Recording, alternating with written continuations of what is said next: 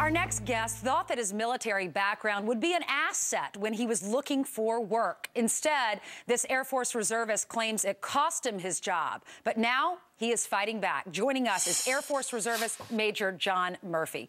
Good morning, Major Murphy. How are you? Great, Ainsley. Good morning.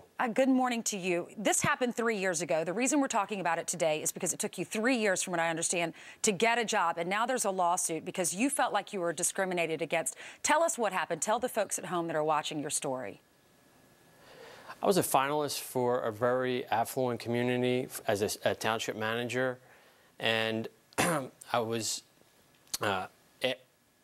called up and told that I wasn't being considered for a second interview because of some serious concerns about my ongoing military obligations by some of the commissioners. And this happened in Radnor, Pennsylvania. There were how many people that applied? Dozens, 70 right? people 70 applied. People. 70. I was one of the 8 finalists.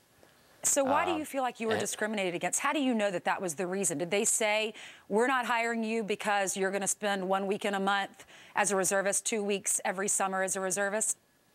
I will tell you I've been involved in interviews. I've given interviews before. It was, the interview started out normal until one of the commissioners, the chairman, started really grilling me about my reserve obligations and whether or not they would be forced to send me.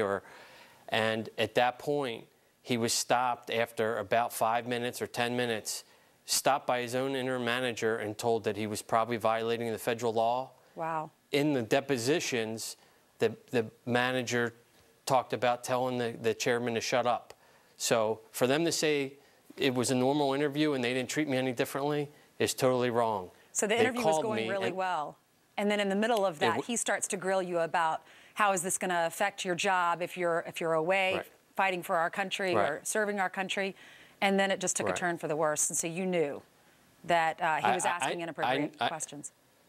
I knew he was asking inappropriate questions, but then when they called me to tell me, originally they were supposed to bring 4 people back for a second interview.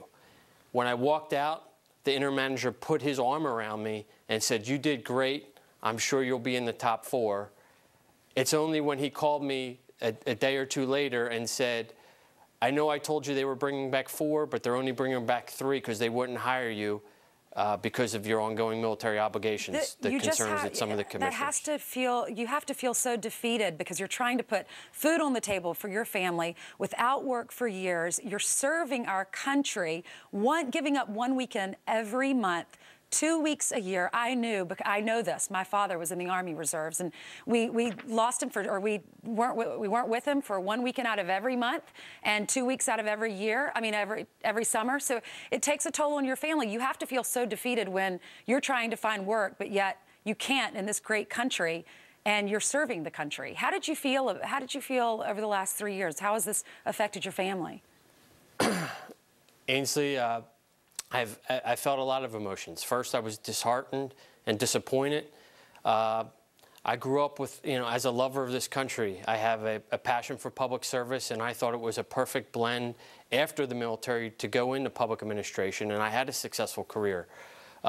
It's only when after, this experience in Radnor, I channeled those emotions, and I was determined to fight, not just for J.J. Murphy, for all other reservists who face some of the same challenges when employees don't treat them fairly. All right, we do want to read a statement. We got a statement from the township of Radnor. They say, at the lower court level, we pointed out multiple reasons why Mr. Murphy was not given the second interview. His military service, which was admired by the Radnor supervisors, had nothing to do with the decision. Major Murphy, we wish you the best. Thanks so much for joining us this morning, and thank you for your service. Thank you, Ainsley. Sure.